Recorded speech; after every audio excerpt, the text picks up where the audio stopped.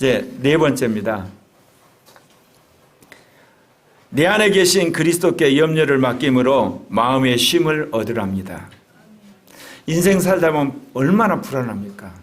염려가 많습니까? 걱정이 많습니까? 고민이 많습니까? 아픕니까? 그야말로 허무하고 공허함이 몰려오잖아요. 그런데요, 이 모든 것이 올 때 내가 덥석 안기 때문에 그것이 나에게 와버린 거예요. 그런데 여러분 예수 믿을 때 여러분은 그리스도와 함께 죽었잖아요. 그러면 여러분 안에 와 계신 그리스도에게 그를 떠넘기셔야 돼요. 어떻게 그게 가능하냐? 여러분 죽었잖아요. 여러분 그리스도 안에 죽었어요. 여러분 주인은 누구예요? 그리스도잖아요. 그러면 그리스도가 염려하셔야지. 그리스도가 화내셔야 되고, 그리스도가 예를 들면 고통당하셔야 되고, 그리스도가 슬퍼하셔야 되고, 그리스도가 불안해하시는 거예요. 나는 주인이 아니잖아요. 안 그렇습니까? 그런데 나는 그리스도와 함께 죽었다고 해놓고 또 속아서 그거를 내가 다 안아요. 그러면 믿는 거나 안 믿는 거 똑같은 거예요. 왜? 내가 안아버렸기 때문에. 오랜 세월을 돌아볼 때 나도 이 진리를 명확하게 깨닫고 여러분한테 분명 가르치지 못한 그런 실수들을 요즘 돌아봤어요. 왜 그러냐면 제가 여러분을 제자 훈련했는데 어떤 사람 25년 되고 어떤 사람 10년 되고 그랬는데 왜 사람들이 안 바뀔까? 결국은 내가 잘못 가르친 거죠. 왜냐하면 성경에 보면 예수님 제자들은 3년 반만 됐는데 순교자가 됐어. 데살로니가 교회는 석중가 됐는데 완전히 거룩한 공동체가 됐어. 그럼 분명히 문제가 있다. 결국은 내가 성경의 말씀을 제대로 받아들여서 정통으로 내가 살지 못하고 변죽만 울리다가 진리에 도달하기는 했는데 그럼 도대체 핵심이 뭐냐? 바로 이거예요. 나는 죽어버렸어요. 그러니까 걱정이고 근심이고 염려고 그거 다 내 것 아니야. 이제는 주님 거야. 아멘? 이것도 원리가 그래요. 나는 죽었다는 말씀이 여러분한테 와야 돼요. 근데 당장 어때요? 사업을 하는데 내일 1억이 필요해. 예컨대. 그러면 내가 걱정하잖아요. 내가. 근데 주님한테 넘기면 어떤 일이 벌어지냐? 마음이 평안한 가운데 갑자기 예전에 사업했던 김 사장이 생각나는 거야. 그게 주님의 인도 방식인 거야. 전화를 했더니 빌려주는 거예요. 예를 들면.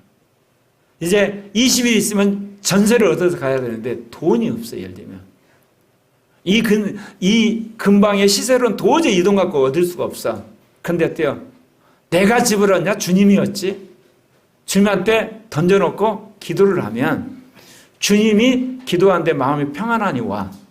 근데 예전에 말했던 어떤 복덕방에서 전화가 왔는데 급히 예를 들면 그 식구가 미국으로 유학 가는 참에 빨리 싸게 내놨대.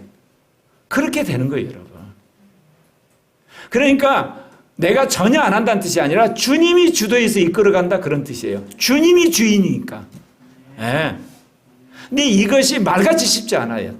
왜 그러냐면 우리가 워낙 내가 주관해서 살았던 옛사람이기 때문에. 그러니까 살면서 이것을 우리가 훈련받을 때 여러분 탁월한 하나님의 사람이 되는 거예요. 세상이 무너질 것 같은데도 불구하고 이렇게 산 사람은요, 이 문제 주님이 알아서 하시지. 내가 알아서 하냐. 사실 지난 1년 동안 사실 저는 어떤 생각을 했냐. 내가 이게 통합식과 장신대 문제가 해결돼서 이제 나라 일을 해야 되겠다고 제가 여러 조직을 돌아다녔어. 도대체 이 나라를 건질 조직이 뭘까? 그리고 사람이 누굴까? 근데 주님이 나에게 결정적으로 감동을 안 주시는 거야. 그러면 제가 거사를 안고 기다리잖아요. 역시 하나님께서 당신의 방식으로 하신 걸 제가 느껴요. 네.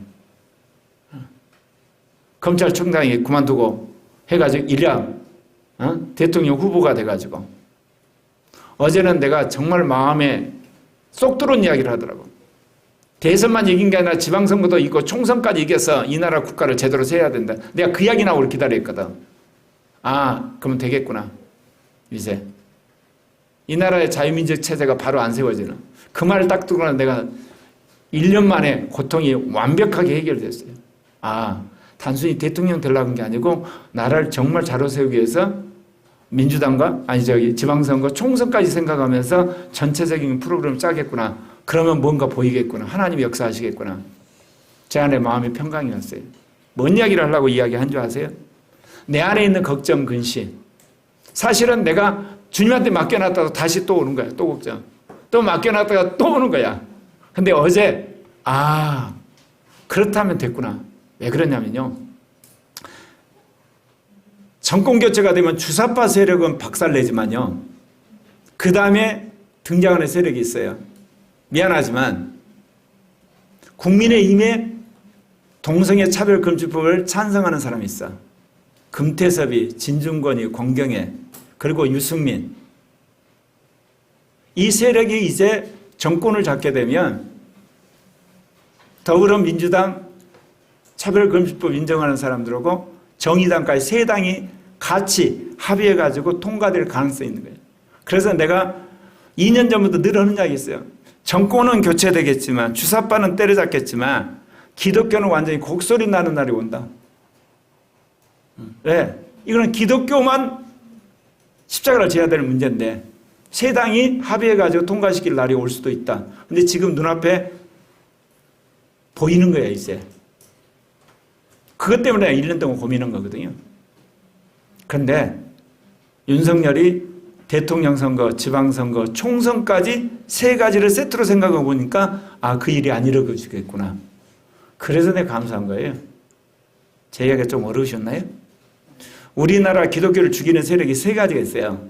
주사파 세력, 동성애 합법화 세력, 민중민주혁명이나 민노총. 세 세력이 기독교를 그야말로 합법적으로 죽이는데 가장 여러분이 아는 문제가 주체사상파. 지금 있는 문재인 정권.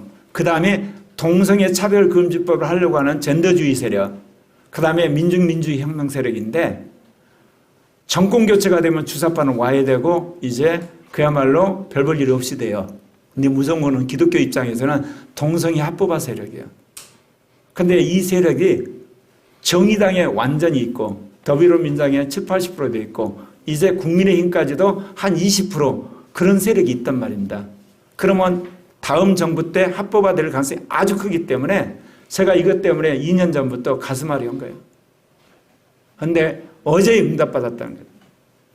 근데 왜 이 이야기하고 그리스도에 맡긴 것도 관계 있냐? 비로소 내가 어제 저녁에 맡겨지기 시작한 거야. 맡겨지기 시작. 하나님이 하시겠구나. 2년 동안 고민했는데 다 안 맡겨졌어. 50%만 맡겨, 60% 맡겨, 70% 맡겨, 80% 정확히 말하면 95%까지 맡겨진 거예요. 그래서 맡긴다는 건 쉽게 맡겨지는 거 아니에요. 여러분 맡겼다가 다시 끄집어 오잖아 내가. 또 맡겼다가 내가 하고 맡겼다가 내가 하고 그러다가 나 에라 모르겠다 할 때 주님이 오케이 내가 한다 그러세요. 그러니까 여러분 주님한테 맡겼다가 또 뺏어오더라 또 맡겨요. 또 뺏어오고 내가 그러다가 나중에 정말 맡기는 날이 와요. 우리 믿음이 그렇게 멋있는 사람들 아니야. 그러니까 여러분 그렇더라도 포기하지 말고 뭐를 포기하지 말고 주님이 내 주인입니다. 주님이 내 인생의 책임집니다. 그렇게 하시다면 어느 날 책임지는 날이 와요. 자, 그 말씀을 주님이 마태복음 11장 29절 30절에 하셨어요. 같이 읽읍시다. 시작. 나는 마음이 온유하고 겸손하니 나의 멍에를 메고 내게 배우라. 그리하면 너희 마음이 쉼을 얻으리니 이는 내 멍에는 쉽고 내 짐은 가벼우냐. 주님한테 배우게 될 때 주님 우리에게 쉼을 주세요. 실제로 주님이 사도 베드로를 통해서 한 이야기가 있어요. 베드로전서 5장 7절 같이 읽을까요? 이 말씀을 여러분 다 외우셔서 삶 속에 염려가 올 때마다 적용하시길 바랍니다. 같이 읽겠습니다. 너희 염려를 다 주께 맡기라. 이는 그가 너희를 돌보심이라. 이게 믿어져야 된다니까. 머릿속으로 외워가 안 돼요. 이게 믿어지면 맡겨져요. 맡겨지면 하나님 역사를 하세요. 네, 놀랍게 역사하시는 겁니다. 빌립보서 4장 6절 7절에도 이제 그것이 맡겨졌을 때 가만히 있냐 어떤 때는 기도시킬 때가 있어요. 같이 읽겠습니다. 아무것도 염려하지 말고 다만 모든 일에 기도와 간구로 너희 구할 것을 감사함으로 하나님께 아뢰라. 그리하면 모든 지약에 뛰어난 하나님의 평강이 그리스도 예수 안에서 너희 마음과 생각을 지키시리라. 그런데 여러분 맡긴다는데 안 맡겨지죠? 그러면 여러분을 냉정하게 바라보셔야 돼요. 그거는 여러분 안에 옛 생각이 있어서 그래요. 육신적인 정욕이 있고 자기 나름 주관이 있어서 그래요. 싫어. 그게 여러분이 끄집어 온 거예요. 그걸로 회개를 하셔야 돼요. 그래서 어느 날 이것이 박살이 나면서 에라 모르겠다. 망할랑 망하고 흥할랑 흥하고 주님 알아서 하십시오. 그런 심정이 딱 맡겨지면 정말 하나님 놀랍게 역사하시는 거예요. 예. 여러분 인생살이가 그런 훈련장이에요. 그래서 여러분이 어쩌든지 정말 여러분의 염려나 고통이나 불안을 모든 걸 주님한테 맡기는 여러분 되시길 바랍니다.